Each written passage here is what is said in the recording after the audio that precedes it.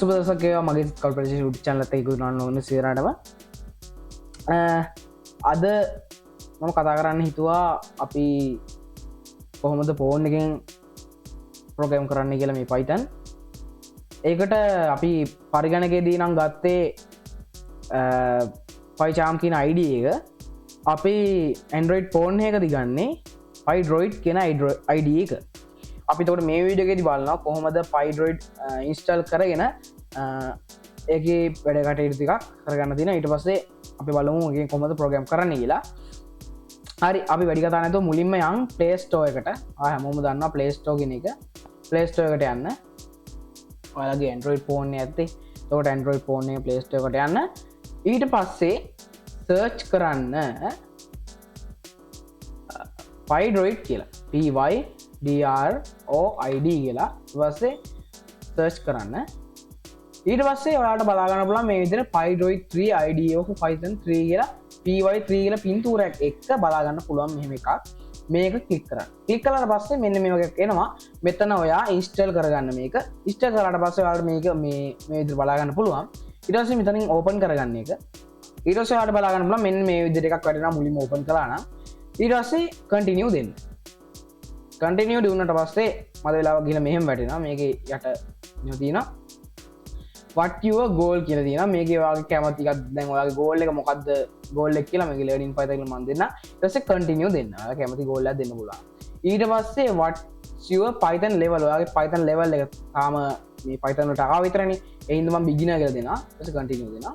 ඊට පස්සේ what types of program are you planning to run? ඔයා මොන program ද run කරන්න කියලා ඔයාලා මෙතන කැමති එකක් දීලා continue දෙන්න. ඒක ඇත්තටම වැදගත් නෑ ඒ අහන ටික.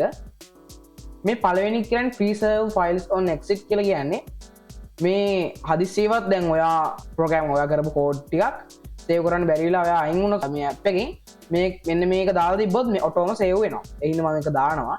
දාලා dark theme කියන්නේ ඔයාගේ මෙන්න මේ theme එක කළු පාට කරගන්න මම දාලා පෙන්නන්න. දාපුවාම මේ සම්පූර්ණ මේකම කළු පාට වෙනවා. ඒකට කැමති නම් ඔයාලට කළු පාට theme එක දාගත්ත හැකි. මම කළු පාට theme එක දානවා. ඊට පස්සේ tab insert space ලස්සනට තියාගන්න එහෙම වැඩගත් වැඩවලට එහෙම භාවිත වෙනවා. මම මේකත් දානවා. ඊට පස්සේ මම මේක continue දෙනවා. මේ වගේ එකක් වැටෙනවා. ඊට පස්සේ continue දෙනවා මම. දුන්නාට පස්සේ මේ විදිහට එකක් වැටෙනවා. මෙතන මේ කියන්නේ මේකේ මෙයාලගේ pro version එක download කරගන්න කියලා. ඒකට සල්ලි දෙන්න ඕනේ. pro version ඕනේ අපි මේ සාමාන්‍ය විදිහට වැඩ කරමු.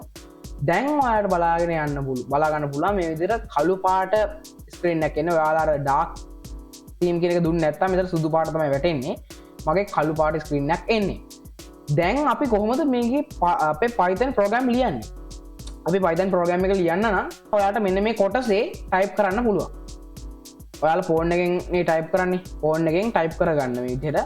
මම මේ උදාහරණයක් පෙන්නන්නම්. print hello world මේ විදිහට ලස්සන type වෙනවා. ඊට පස්සේ ඔයාලට බලන්න මෙන්න මෙතන තියෙනවා play button එකක්. මේක click කරපුවාම මේ ඔයා කරපු program එක වැඩ කරගන්න පුළුවන්. දැන් මම මේ කරපු එකෙන් තමයි මේක output එක එන්නේ. හරි. එතකොට ඕක තමයි මම අද කතා කළේ ප්‍රධාන වශයෙන්. මේක පොඩි වීඩියෝ එකක්. ඒතර ලොකු නෑ. මේක තේරුම් නැත්තම් මට අනිවාර්යෙන් කතා කරලා කියන්නේ ගොඩක් අය දන්නවා මේක Play Store එකෙන් download කරගන්න.